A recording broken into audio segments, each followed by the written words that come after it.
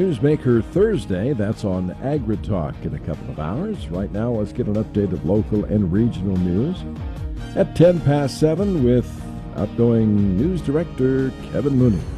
Thanks, Denny. Good morning, everyone. The Scottsbluff County Sheriff's Office says they're suspending all search efforts for a missing Kimball man.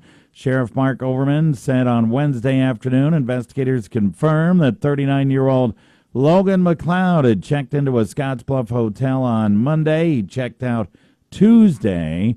In a release, he says they've notified the Kimball Police Department and they're removing him as a missing person. Overman says that authorities are suspending all search efforts for McLeod. The Scottsbluff County Sheriff's Office, Kimball Police Department, Nebraska Game and Parks, Scottsbluff County CERT Team, Goshen County Search and Rescue, Airlink, and the State Patrol all were involved in the investigation and search for McLeod. KNEB News Time now, 7:11. Why do you buy on Big Iron? Because I know if I'm the highest bidder at the end of the auction, I get the item. What do you mean? Big Iron's auctions are unreserved and all the items are lien-free. This guarantees that the item transfers to me if I have the highest bid. Don't all auctions do that? No, I had a friend bid on an item, had the highest bid, only to find out he didn't get it because it had a reserve. I also heard that a farmer bought a tractor on another online auction. He gets a call from the seller's bank saying there's a lien on the tractor. I guess I should be buying on Big Iron. Yep, it's all about trust. Sell your equipment on Big Iron because buyers trust an honest auction. The Nebraska State Historical Society hosting an invitation luncheon Thursday to celebrate their purchase of land at the base of Chimney Rock. Nebraska State Historical Society Foundation Executive Director Leslie Fadig says the $400,000 purchase of 360 acres from the Gordon Howard family will protect the site from development. Also could let visitors to the Abbott Visitor Center get closer to the historic landscape formation. During that luncheon today, Oregon Trail Community Foundation Executive Director Kathy McDaniel will be presenting $8,000 they've been holding from a gift a long time ago for the Visitors Center. It's always been theirs. It was never, we were never able to do anything else with it. It's always been their account. And so, we're just excited that the person who gifted the money many, many years ago, that it's finally being able to be used for its proper purpose. Land purchase being hailed by the Howard family and the State Historical Society as exactly what the late Gordon Howard would have wanted done with that property southwest of Bayard. A new fire truck entering service soon at Western Nebraska Regional Airport. Airport manager Raul Aguayo yesterday telling board members the truck's in Madison, Wisconsin. It's ready and awaiting its final testing. He said it's a quick attack or rapid intervention vehicle. It holds 1,700 gallons of water or foam designed to discharge its entire load in 1 minute.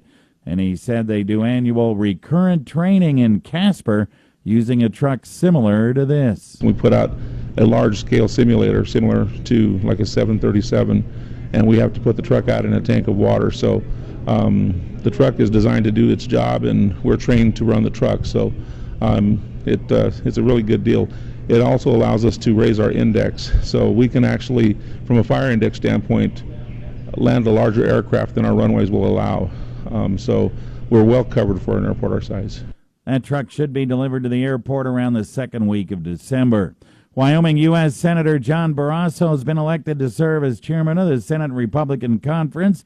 His office says it's the number 3 leadership position for Senate Republicans. In the House, Wyoming Republican Liz Cheney elected to the number 3 GOP leadership spot that was once held by her father, Dick Cheney.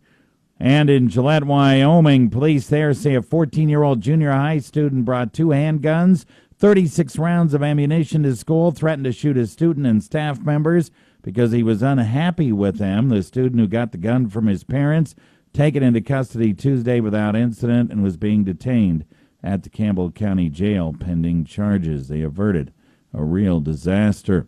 Tuesday night, a busy one for Gering's mayor. He was handing out keys to the city to a pair of area residents. The first, Scottsbluff County Board Chair Mark Masterton. And following that one, Kaufman handed out another key to me at the Gering City Council meeting. And then that was just one of an amazing number of things that happened to me this week. All the gifts and the cards and the well wishes and all that. I truly thank everybody for their kind thoughts and everything they've done this week. to mark my retirement. It's hard to believe. 40 years in eastern Wyoming and western Nebraska. It all started with that interview with Kerm Cates, believe it or not, at Kelly's Supermarket while he was buying groceries. Yep. That was really different. But Kerm, that's the way Kerm did things, man. Yeah. You know, he was a great guy. And then, of course, when over in the old building, when I first got there, I was kind of sharing a room with some people, and they were everybody here was good enough to build me a newsroom over in the bomb shelter at the old building. Yeah. And over there at the old building, and you introduced me, I don't know how many days without even looking at me. Saw you. Never saw me. For years. So we did that thing for a long time, and the area's been good to me. I met my wife here, raised my family here. Now I'm going to retire here, and the station's been a great place to work. You don't work here for 35 years unless you work with great people like you and everybody else here, and they treat you well. It was great benefits, which is part of the reason I can retire now. So I just want to thank everybody here at the station and the staff and everybody who's been here working with me for hanging out and working. And I think we've done a good job. And welcome everybody. Scott Miller, he's going to make the news department even better when I leave. So I'm glad you're getting out of here alive, my friend. Yeah, that's right. Yeah, I had my issues at times, but getting out of here alive and gonna enjoy retirement. And I can honestly say no place like western Nebraska and eastern Wyoming. There so you go. Thanks again. Thank you, Kevin Mooney, our news director. We hope folks will come out this evening, Weborg 21 Center, and offer condolences. Condolences to the rest of us, and thanks to Kevin. 5 to 7 this evening at the Weborg 21 Center. Part of our 70th anniversary. 7:17 at KNEB, and Kev will be back with News Extra a little bit later on.